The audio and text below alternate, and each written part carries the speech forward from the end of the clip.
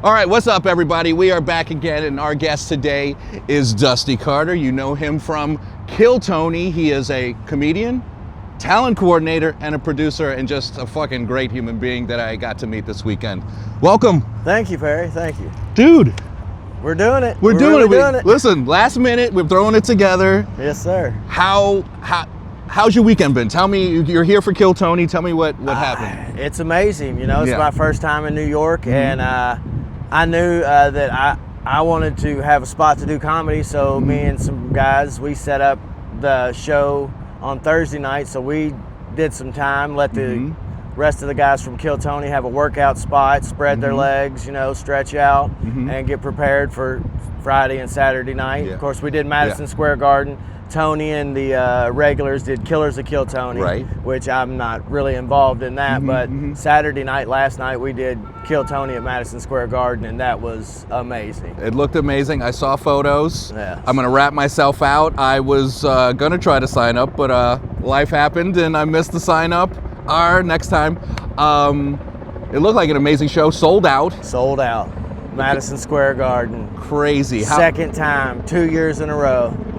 That's amazing. And how many people competed? Like, tell us a little bit about that whole situation. We had 6 bucket pulls last night. Okay. Yeah, we had 6 bucket pulls. Then of course we had our Legends bucket, which were like legends of comedy and friends of the show that have been on panel before. We had 6 or 7 of those, and then we had our regulars that are there each week. It was electrifying. So wait, did you move to Austin to do stand-up and this fell into this? I moved to Texas because my wife was a military officer from Brooklyn. Okay. And she got moved to Fort Worth, and I was like, well, since I'm here and I'm a comedian, I might as well drive to Austin. Yeah. So I changed my work schedule to where Mondays were the days that I had nothing planned, and I'd drive down there, and I considered it paying my college tuition. I was paying money to be networking each week. I mean, think about how many people like invest like time like that into something and nothing happens. That's really fucking cool, man. Congrats. Like, you're part of like, it's fucking huge, and you're a big part of it. I started comedy in 2019 after my daughter's mother and I got divorced, and my business partner was like, you spend another $1 at a strip club, we're fighting. So I started spending it at comedy clubs. Okay. And then I was like, oh God, I'm doing this next week, watch. Yeah. And I just started. That's what's up. That's 6 years. Yeah. That's crazy. I had my first paid gig the Friday before they shut the world down on the pandemic. Yeah. That's irony. That's like, hey, I'm gonna do this thing. No, you're not. I was like, I made it. I actually did this thing, and then the world ended, and I was like, well, I did it. You still did it. No, once you start and you get that taste, you know, it's like, an addict. You know? I can do that again. And then, you know, I was raising my daughter on my own through the pandemic. And so it was a year or so that I didn't do anything. And then they opened a new club in Louisville, Kentucky, where I was living. Louisville Comedy Club, shout out to them. And I just started doing their mics and just started working, going, patronizing the club, showing up. And finally their booker was in from out of town, and he's like, hey man, I'm gonna give you a shot. And I became a regular there, and it's just been... That's what's up. I like it. And I've just been, you know, grind set mindset. Go where the universe sends me. Yeah, no, it seems like you started. Yes, COVID was a little bit of a detour, but you got the momentum going and you wrote it. You know, that's what it's all about, is like stay moving. Yeah. You know, I'm just getting back, you know, I've been doing this show since, you know, the pandemic. I remember seeing it when you first started. Yeah. Like, it popped up on my algorithm. I was like, cool. Oh, dude, this is cool. And of course, I was into the material instantly, because I was like, that's funny. Funny is funny. I love it. Right. That's what's up. I don't, you know, laughter's an involuntary reflex. You can't stop that. You can hold it back. Right. But then you can't, if you're holding it back, you still can't deny that it was funny. Truth. And then, you know, it's so hard, like, you know, that was peak political correctness time. Cancel COVID, culture and all that yeah. bullshit. If you weren't trans or black, And like you could say anything if you, well, actually not even if you trans, you could do whatever. You could smack nigga, you can piss on, you can do whatever. But like the rest of the world was like, watch it. You watch what you say. Look down. Don't look me in the eye. It was tough. I don't want to get you demonetized or canceled. Please do. But that whole trans thing has blown my mind, because all my life I've heard white man bad, white man use power against this and hold this person. You let them trick you into giving them more power that you can't even complain about just because they say they're a lady? White man done got everybody again then. Bro, you know what's interesting? I've been working on this fucking joke where it's like the white man is the true apex predator of the world. And this is why it's like, okay, so what's happening? White men dominate through history. All of a sudden, white women start to elevate. They're coming. They're like, we're 1B, fuck that, we want 1A, right? Yeah. And they're coming in and they're getting like, oh, me too? Oh, we're gonna fuck you up, blah, blah, blah. And white men just are like, no. We know how to beat this. And it's like, they talked amongst themselves without saying anything. We're becoming white women. And that's it, you're done. You're done. It's you can't beat the white man. The man will cut his, you can't beat an enemy. You can't beat an enemy who will cut his dick off. Yeah. To win. Cut her nose off to spite her face. Exactly. Cut his dick off to spite his whatever. To win, bro. Yeah. Imagine. You gonna do it? What did Eminem say? What he's just a man that strangles himself. Yeah. Speaking of strangling yourself, why is it you've never heard of any women doing autoerotic asphyxiation? And that's amazing. I've never even thought about that. Finally found something that they couldn't do as well as men? Wow. Commitment issues? I like that. I like that. God, we gotta look that up. Nobody's ever, I can't find it. You know what? I think it's because we could do that for them. Yeah, you know, I know they like getting choked. They're not gonna. I know for a fact they like being choked. You ask a woman to choke you, it's like, never mind. Yeah. You're not really gonna. Yeah, it's like asking a woman to give you a massage. Like, I'm not gay, but if I'm gonna get a massage, I need a dude with hand strength doing it. Bro, it's so funny. Get in there. Yeah. My girl, she tries to give me a massage. Her hands are so weak sometimes. I'm like, sweet. It's sweet that she tries. And I was like, is there like, maybe there's a gene problem? That's how weak the hands are. Yeah. You ever think that? Yeah, you're like, because there are women with some strong fucking hands. You know, some women got the construction Brianna workers. Toth. Yeah, exactly. Yes. That's a huge bitch. That girl. Her hands are like some other bitch's elbows. Yeah.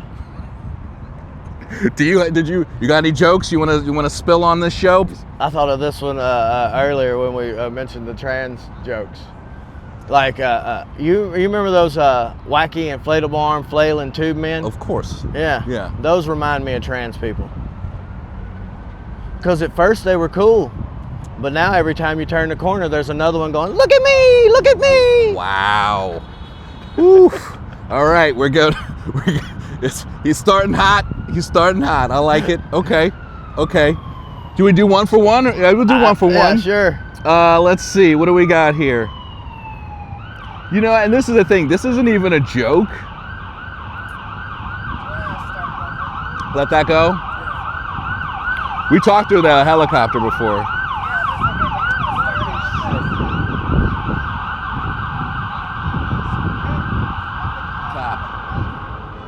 I'll be honest, and like, I'm trying to work on this thing, a joke where you're just like, I wonder how many women I fucked are dead.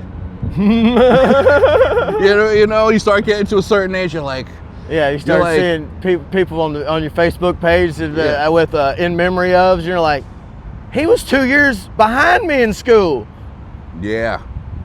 And this is the thing. I'm gonna use that as an excuse when my girl's like, "Why did you look up this girl on Instagram?" I was just seeing if she's alive. You know, I'm just research to see how many motherfucking girls I fucked are dead. Okay, that's one. Yeah. Oh Lord, we'll see. These are a little rough. You got another one? You want me to go? I'm always afraid of being accused of cultural appropriation, so I make sure I always use the hard R when I call a black man brother. There you go. You're like, what's he gonna say, you motherfucker? I'm like, it's getting sweaty. Yeah. He did it right. Don't get angry. I'll see. This is the thing. I have too much sex shit, man. All my shit is sex. I'm gonna jump towards the end and see if I have anything. Hold on. No. Let's see. Huh? I have so much sex shit, man. I just have a random thing. What do gay gangsters sound like? I have no idea. I don't know, but I'm supposed to have I'm supposed to have an act out for it, and I don't. So I'm just like, it's just incomplete.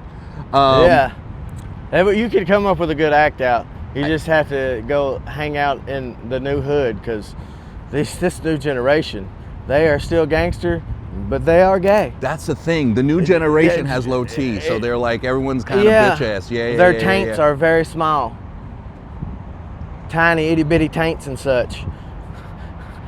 Poor fellers. Bless their hearts. Oh my God. Look, when I was a kid, all the other kids used to make fun of me and call me the R word because I took meds and I got a check. I was ADHD. Right. And when I got 18, I was like, I'm not taking these meds no more. And the government was like, if you don't take the meds, you're not getting the check. Ooh. And I was like, okay, I'm not taking them. And they took my check. Oh. Turns out I was retarded. All I had to do was just not take the medicine. You really could have just... I could have fucking lied. Given them to a friend? Yeah. Sold them? Yeah. Send them to me. Daddy was not impressed. No, I don't do that anymore. Like, you're like, that's retarded. Yeah. Free money. Free money. Dude, I have a major injury. I just found out, like, disability is $170 a week in New York.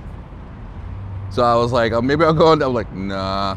Yeah, my mom broke her foot at work tripping over a therapy dog in 2004 and ended up, they had to re-break it, put screws, did nerve damage, blah, blah, blah. Yeah. She got $700 a month for the rest of her life. I mean, she should get more just for the fact, I think you just said she tripped over a service dog? Yes, at work. She ended up, she settled for workman's comp, this and that. She got like 40 grand cash. Okay. And all of her medical paid forever. Okay. Which was probably 18 grand a month because they had her on such crazy meds. Right. It was wild. Disability is... Whose fucking dog was it? She worked at a children's advocacy center, like if a child is beaten, molested, so on, they come to this one center that has a police station, doctor's office, therapist, mock courtroom where they can prepare them to testify so they're not scared when these things happen, because they have to go through more stuff after that stuff happens. Right. And she worked there, and they had a therapy dog, and she went to open the door and it stepped in front of her, and she tried not to crush the little thing, and suffered the rest of her life. That's terrible. Life. Nothing funny about that. Nothing funny. Oh, God. All right, Mama. All right, hold on. Let's see. I'm just going to go in order. Let's see. I like to, I'm going to say this. I like to jerk off before my girl comes over and finish, so that when she tries to, like, do something for me, it doesn't work and she feels like a failure. You got to keep them wanting more. She's thinking, what did I do wrong? You can't let them get Am I not good at this anymore? He used to go in no time. That's like my lady went out and got one of them vaginal rejuvenations. It's like, who's that for? I didn't complain. Now I'm done in 3 seconds. Like, do you understand how long I worked on my stroke game? Now I'm a 2-pump chump because you did me a favor? Thanks a lot. Yeah, don't break. If it's not broke, don't fix it. I never said a word. But it's a gesture. Yeah, I appreciate it. Here we go. Let's see what we got next. I just wrote a note. No strippers over 30. Like, don't fuck with any strippers they can't handle the change in value. You know? I thought you meant change, because if they're over 30, they don't even worth $1. That's actually a pretty great image. Is she over 30? I'm throwing quarters. I'm throwing quarters at this bitch. She got laundry to do. Open up a $10 roll, make it rain. Hurt the bitch. Ting, ting, ting. They stick into her butt cheeks like glitter. Oh my God. Big flakes of glitter, girl. No, them's quarters. Oh my God. I fucking... Dude, so the reason I wrote that, I shouldn't say this, I'm gonna end up cutting it, but I still want to tell you. I photographed this girl, and good looking girl in her 30s, and she writes to me and she's like, what are these lines on my face? And they were like, frown lines. We all have them. Once you're over 30, you got fucking frown lines. She's like, what are these lines? And I was like, frown lines? She goes, yeah, they're not on my face in real life. And I was like, do you think I put those on your face? Do you think I put frown lines on your face? Like, what AI, the fuck? Like, airbrushed. Yeah. You're like, what the fuck is going on? You're like, I was like, what the fuck was it? She's like, yeah, they're not there in real life. And I was like, okay. Make that face in the mirror. Huh? Tell her, make that face in the mirror. No, but this is the thing. Oh, so this is where it goes. So I was like, we'll have to clean this up and edit. So I was like, wait, do you think I put them on there? Like, and she's like, I don't have those in real life. And she sends me a photo. She sends me a fucking photo. She sends me a photo of her going like this. Look, I don't have them. And you're just like, bitch, you're like, if you have a vagina, the amount of delusion you have is about fucking, everything else. It's incalculable. You're just like, how are you, nigga? The fucking photo. Look. But here's you got. Look. Wait, no. This isn't for the audience. This is just for me and Dusty. But this bitch, like, what the fuck? This, like, it's just delusion. High delusion. Yeah. Because we'll have to cut that. That was a little rough. Sorry, guys. Anyways, I've always looked forward to coming to the Big Apple because I always wanted, come take my bite out of it. Yeah. Turns out it's a little more chewy. I mean, chewy than I thought. Fuck. I was trying to get a manager. Yeah. That's so bad. It's so good. Terrible. No, I mean, Huh? Jew joke bomb? Jew jokes bomb in New York. The Jews be bombing now. Yeah, Israel. It's not the first time. I'm talking about Palestine, Tower and 7? Israel. Oh, no, my fault. Bad. Talking about that's been tough. Like, a lot of people don't want to talk about it. How has that been, like, in Austin? Is that a big thing that people are talking about on stage, or are people just avoiding it? I saw, like, overpasses with protests and things like that, but all in all, I spend so much time just in the comedy world. No, but I mean on stage, are comedians? They're not. There's a few. Because people are scared. People are making jokes on either side of it, but nobody's really drilling into it like it's their beliefs or their Right. they're not. Okay. It's not becoming anybody's identity that I've saw yet. So Right. It's really kind of hard to judge. Everybody's got a little joke you can say. Right. Yeah. I think my only one, like, I always go, like, it's like Israel saying they're scared of Palestine is like Mike Tyson saying he's scared of Stephen Hawking with a knife. You're like, what the fuck, bro? What are we like, talking about? Come on. What are we talking about? You're like, what are you doing? What are we doing? It's silly. It's like, I don't know. Let's see. I really just, that wasn't written down. I just really wanted to know, like, what the climate is with that. Because I feel like people were really, like, we're talking about cancel culture, what you can say, talking about what you on stage. This show was always about, like, kind of saying wild shit, like what blow through the line. And I feel like it's been hard, even on this show, that people don't want to talk about it. Yeah. People don't want to talk about that shit. I don't agree with anybody dying needlessly. Right. Exactly. I mean, like, I've got a buddy that's got a bit where he talks about everybody's mad that people are overreaching in these certain situations, but he's like, Pearl Harbor, da-da-da, da-da-da, da-da-da, and it's like, can't have your cake and eat it too. Right. And the world likes to do that. Yeah. And they do. I hate the fact that having common sense makes you an outsider. Amen. Well said. Well said. That's well said. Wow. It's right down the line. Yeah. Yeah, no, that's common sense makes you an outsider. We are screwed as a civilization.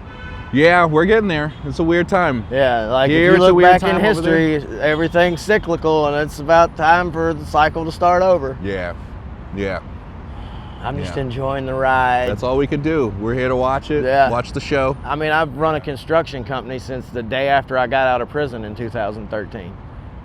You would say that. That's a lie. You look at you. You definitely ran a.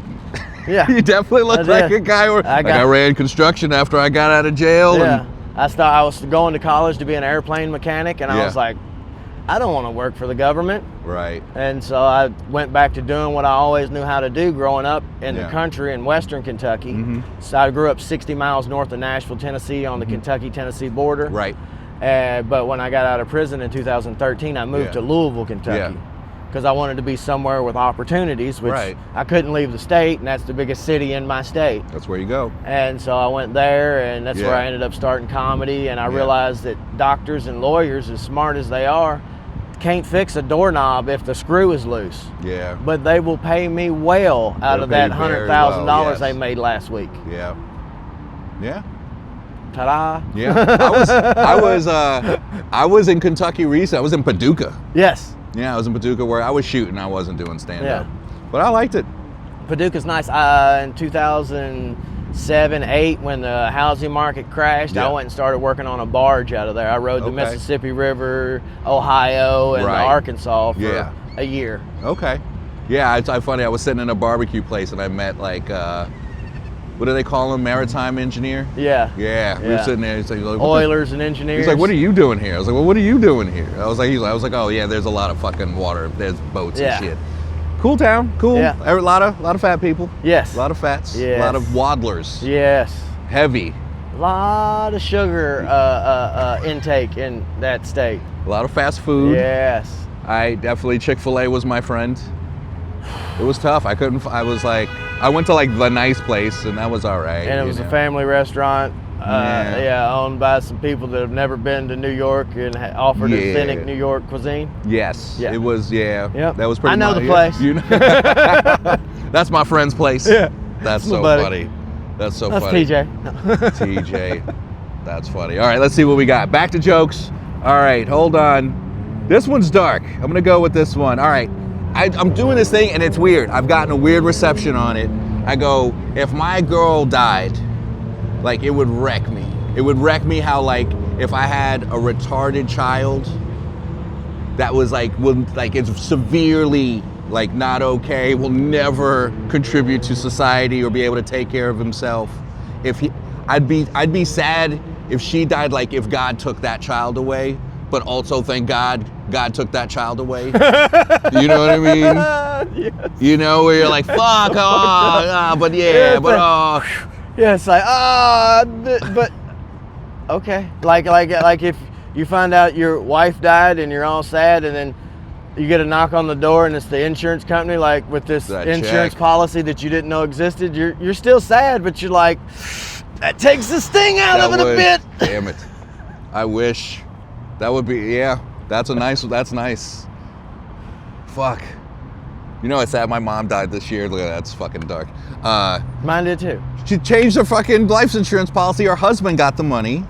I'm just telling you about it, it's not funny. And the motherfucker, when she was dying, he didn't call me. She died. I didn't say goodbye, and then he cremated her.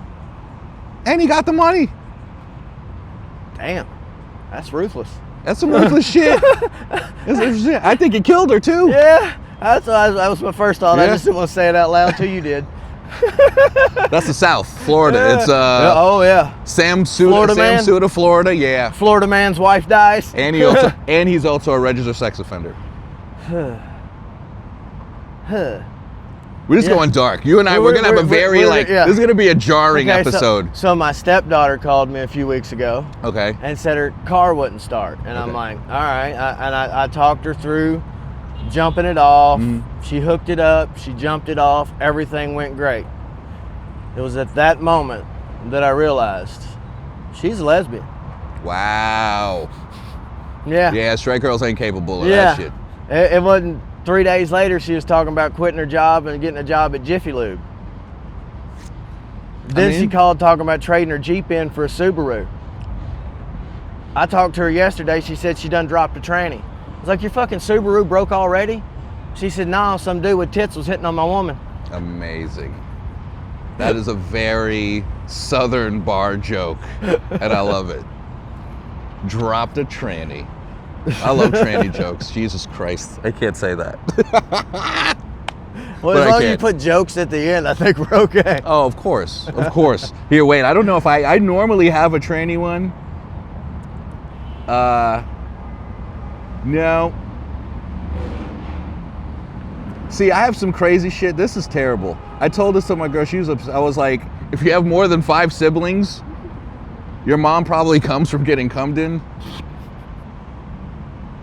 And I don't know if it's just funny or just something to say to make everyone go, oh. Yeah. You know, it's like a groaner. You're like, oh. I don't want to think about my mom getting cummed in. Yeah, like that's awful.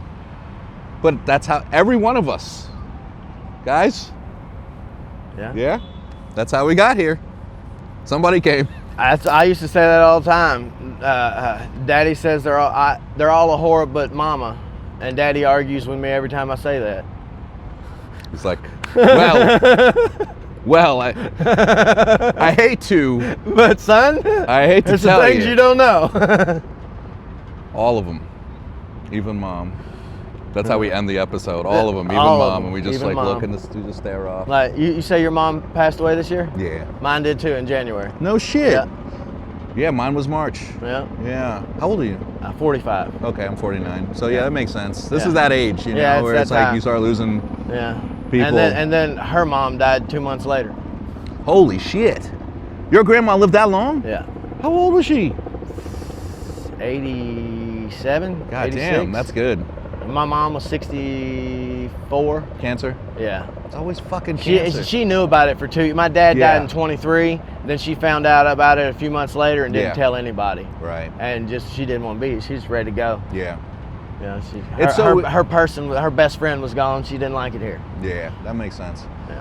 I guess one of those things, and it's weird, like, I think we're both the same age. It's so weird that, like, there's, like, the old timers who live till 80, 90. Our parents aren't living that long. Exactly. I think, and it's all cancer. It's so freaking there was me some out. fucking change between our grandparents' generation to our parents' generation where everyone got some cancer-causing shit. Because it jumped off. I'm trying not to sweat it because I had viral meningitis as an infant, and for like 3 weeks I had 110 to 113 degree fever. Right. They told my mom if I lived I'd be brain dead. They're pretty smart in 1980. Right. Good doctors for spot on. But anyway, Right. I haven't had a cold, a flu, nothing my entire life since then. Oh, shit. So when you do get sick, you dead, nigga. Yeah, if I ever get sick, it's You're over. fucking- Like, I sliced this wide open on Monday, and it's done healed that much. That's... Insane. You can't see the cut. That shit is glistening. That's how it's open. You should. It looks like you needed a stitch, motherfucker. It did, but I had a show to put on. I didn't have time. I had You're right. to wrap it up, That's pour a some good super man. He's glue on it, working. He's fucking working. loading stuff with one arm. I like it. Holy shit! It's almost 5:30. Hell yeah. Hold on 1 second. Do you have any more jokes that you want to try? Let's see.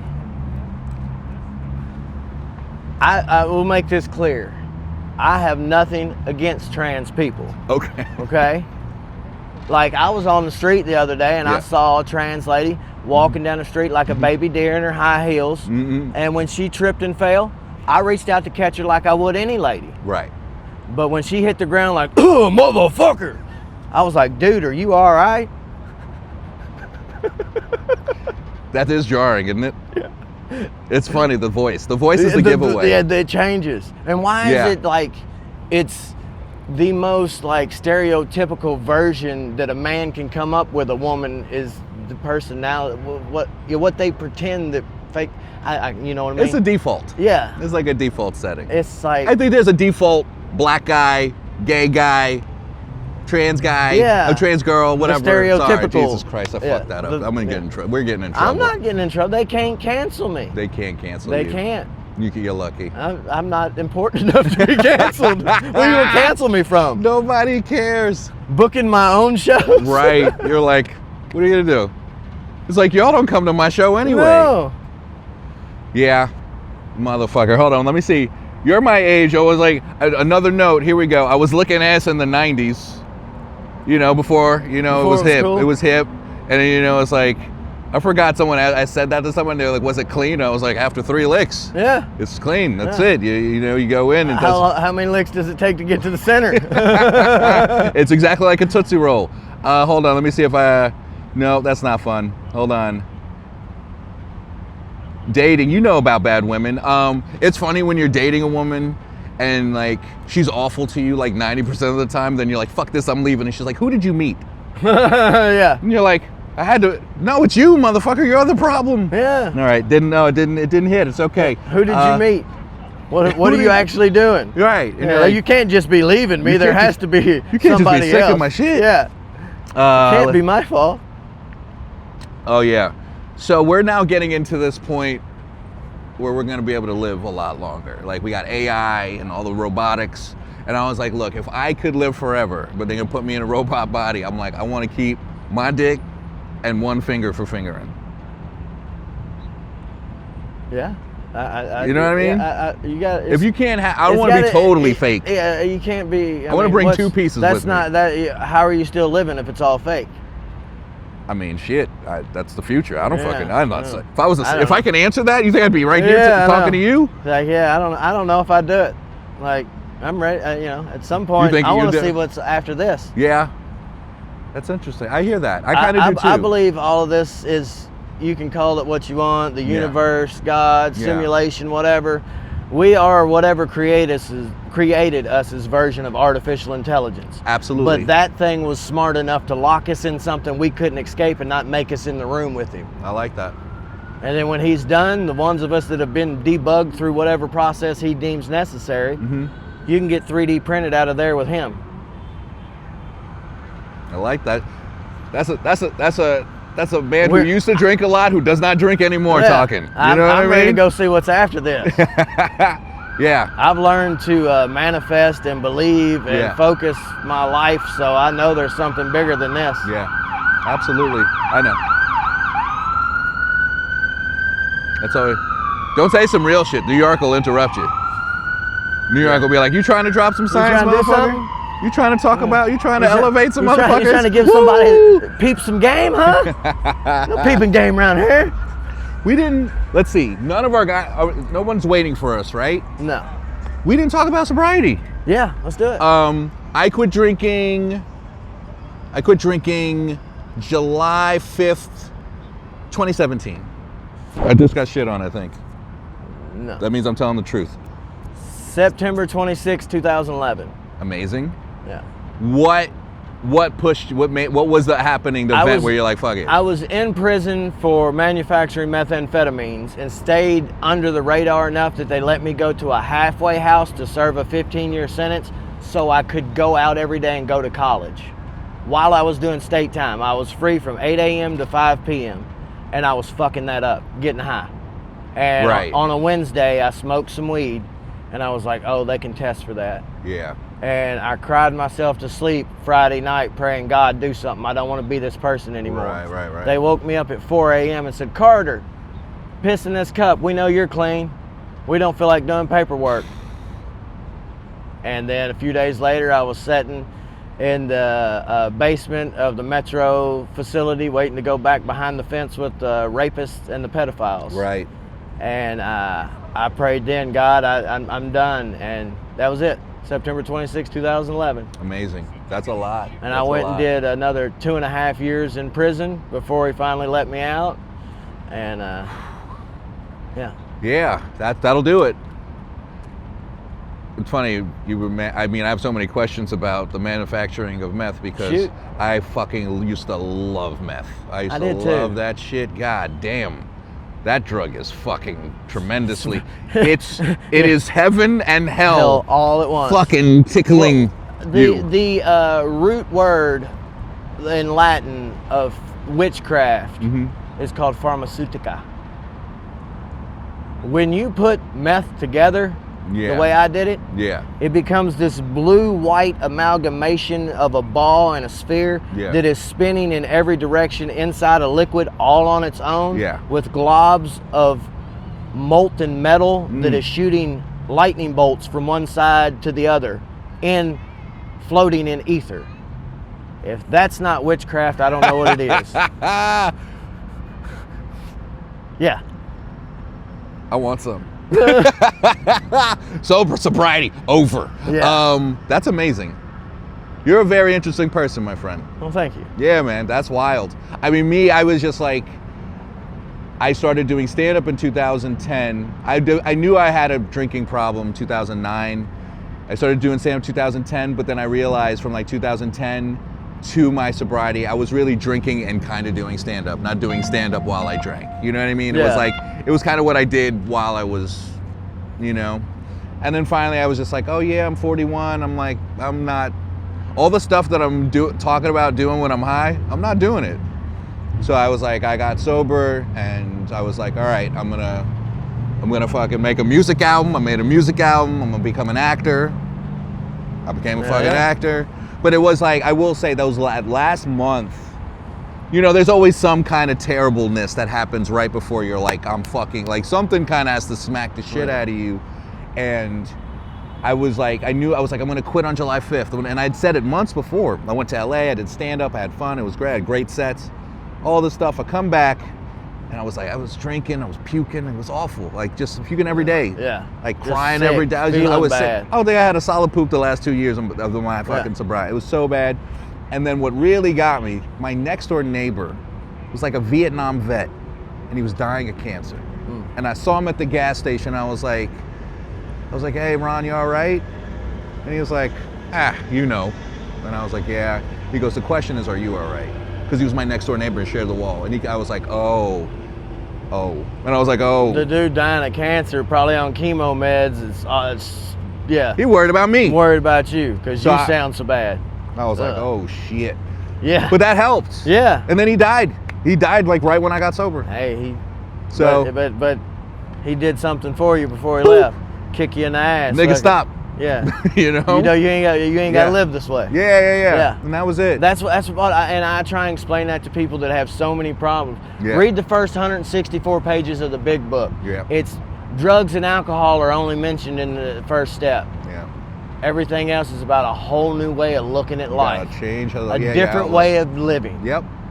Yeah. It's all about like page 417, the acceptance paragraph. Mm-hmm. It's powerful. If you don't know what it is, look it up, the acceptance paragraph in the Alcoholics Anonymous Big Book. It'll change your life whether you're an alcoholic or not, because you have to learn your acceptance game is key. Yeah. Total change. Yeah. You gotta grow up. It's weird. It's like it's about growing up. It's about a different awareness. It's about being present. You know, it's hard sometimes. Yeah. It's fucking hard. It's an everyday struggle. It's you know, it's not easy. Yeah. But it's worth it. Yeah. I just really want to smoke cigarettes again, but I'll be too tired. It'll make me tired. Yeah. Did you smoke too? I quit smoking cigarettes in 2012 when they took it out of the prison. Right. And then I chewed tobacco for a while, dipped, and then I started vaping for a bit, and then I was like, nah. But now I do we got a sponsorship with a nicotine pouch company, and I tried them, and I'm like, oh, that is so good. Really? Yeah. Okay. I tried the other brands. Right. I don't want to give free plugs, but I tried the other brands that are out there, and they're all garbage. But the one that sponsors us is like amazing. That's what's up. I'm not gonna do that, but I got away. I'm like, because if I do that, I'll don't end up start smoking. the nicotine. No, I got away from that motherfucker. They say nicotine's good for you. It's all about the delivery system. I'm like, no, but that sounds like propaganda, Mr. Rogan. Yeah. What is it? 4 out of 5 doctors prefer Lucky Strike. Yeah. Really? Oh God, I think that's it. I think. All right. Fuck. Well, listen. Dusty Carter Comedy on Instagram. Follow the Big Book Club on Instagram. We'll be touring with some of the Kill Tony Big Book recipients and some of the golden ticket winners and so on. God bless you. Thank you for having me. Bro, thanks for having me. You're the best.